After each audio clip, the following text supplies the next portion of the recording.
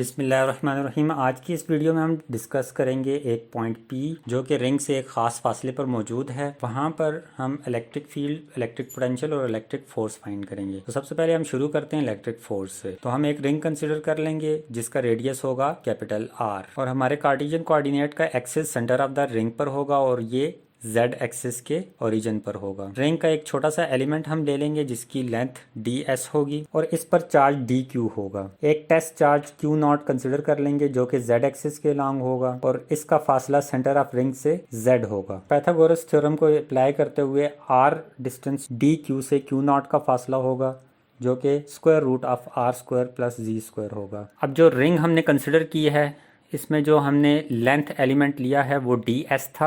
हम सपोज कर लेते हैं कि रिंग का सेंटर ओरिजिन पर मौजूद है O पॉइंट, जो ds लेंथ एलिमेंट को 2 पॉइंट्स पर कट कर रहा है और रिंग के सेंटर पर जो ds एंगल बना रहा है वो d फाई है। क्योंकि हमें ये बात मालूम है कि s is equal to r theta होता है तो इसको अप्लाई करते हुए ds हमारे पास r d फाई हो जाएगा, जबकि कैपिटल R जो है ये हमारे पास रिंग का रेडियस है। फिलहाल हम इस इक्वेशन को इक्वेशन 1 लेबल कर देंगे। जो चार्ज है वो पूरी रिंग के ऊपर यूनिफॉर्मली डिस्ट्रीब्यूटेड है, यकसान तौर पर ये फैला हुआ है और इसकी charge density lambda q over 2 पाई r होगी। ये लाइन चार्ज डेंसिटी है जो कि चार्ज पर लाइन होगी और यहाँ पर लाइन सर्कल की फॉर्म में है तो सर्कल का सर्कमफ्रेंस 2 पाई r होता है। अब तक व्यूअर्स हमने ये देखा कि चार्ज हमारे पास Q0 था और जो dq था वो उसके ऊपर फोर्स जो अप्लाई करेगा वो हमें कूलम्स लॉ से जो है वो मिल सकती है। तो ये फोर्स हमारे पास dF होगी, ये कूलम रिपल्सिव फोर्स होगी। dF को हम 2 रेक्टेंगुलर कंपोनेंट्स में रिजॉल्व कर लेंगे। एक इसका dF रेडियल कंपोनेंट होगा, दूसरा dF Z कंपोनेंट होगा जो कि Z एक्सिस के अलोंग होगा। एंगल DF और DFG में थीटा बनेगा। अब सिमेट्री ऑफ द रिंग की वजह से हम ये कह सकते हैं कि अगर DQ हमने लेफ्ट साइड पर सपोज किया है तो इसी अंदाज में एक पॉइंट DQ राइट साइड पर भी मौजूद होगा जो फोर्स DF Q0 पर लगाएगा और जब हम उसको उसके रेक्टेंगुलर कंपोनेंट्स डिवाइड करेंगे तो हमारे पास अगेन एक रेडियल कंपोनेंट बनेगा और एक Z कंपोनेंट बनेगा और रेडियल कंपोनेंट मैग्नीट्यूड में इक्वल और डायरेक्शन में ऑपोजिट होगा, जिसकी वजह से वो एक दूसरे के इफेक्ट को कैंसिल कर देंगे। तो इस वजह से हमारे पास जो टोटल फील्ड होगी वो अलोंग Z एक्सिस होगी। तो इस राइट एंगल ट्राइंगल से हम लिख सकते हैं कि जो DFZ है ये DF cos थीटा के इक्वल है। तो अब तक हमने 2 चीज़ें देखी कि एक ds r d फाई के इक्वल है और दूसरा dfz df cos थीटा के इक्वल है। cos थीटा चूँकि बेस ओवर हाइपोटेन्यूस होता है तो बेस हमारे पास z और हाइपोटेन्यूस r है। कूलम लॉ को इस्तेमाल करेंगे।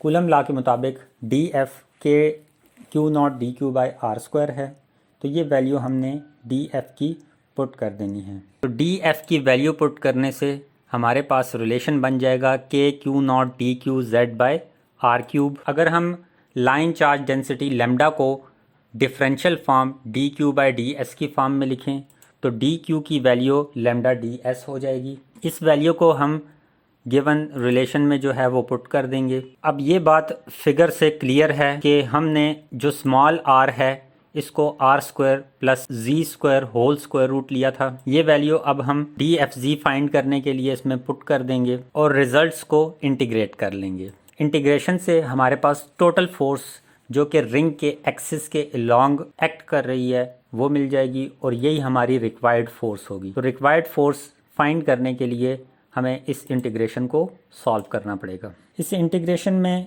k q0 लैम्डा z और डिनोमिनेटर में r क्यूब सब कांस्टेंट्स हैं तो ये सारे इंटीग्रल से बाहर आ जाएंगे और हमारा इंटीग्रेशन सिर्फ ds पर होगा। ds चूँकि लेंथ एलिमेंट था रिंग का और जब हम लाइन इंटीग्रल इसका लेंगे कंप्लीट रिंग के ऊपर तो ये एक सर्कल बनेगा। और व्यूअर्स जैसा कि हमें पता है कि जो सर्कल है उसका सर्कमफ्रेंस होता है 2 पाई r तो हमारे पास इंटीग्रल ऑफ ds का रिजल्ट 2 पाई r होगा। अब हर चीज़ मैंने वैसे ही दोबारा से रिपीट कर दी है एक्सेप्ट लैम्डा की वैल्यू के।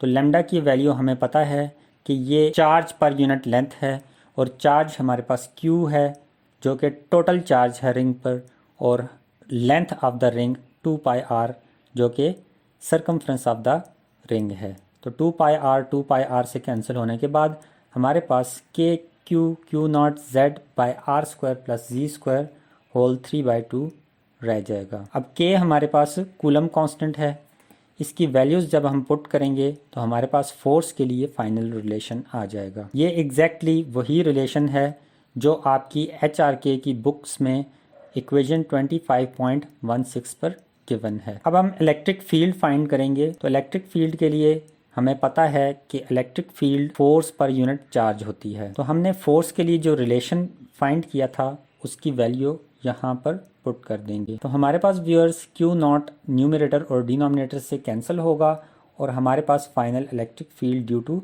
रिंग ऑफ चार्ज आ जाएगी। अब व्यूअर्स चूँकि हमें पता है कि यहाँ पर Q जो है ये लैम्डा टाइम्स 2πr है by definition of line charge density. तो हम Q की वैल्यू यहाँ पर पुट करेंगे तो हमारे पास जो टोटल इलेक्ट्रिक फील्ड है वो आ जाएगी λ/2 epsilon naught Rg/r² plus z² whole 3/2। Again ये आपकी जो H.R.K की बुक है इसमें इक्वेशन 26.18 से मैच कर रही है। फाइनली हमने इलेक्ट्रिक पोटेंशियल फाइंड करना है रिंग ऑफ चार्ज की वजह से। तो उसके लिए हमें पता है कि जो dV पोटेंशियल होगा वो K/dQ/r होगा।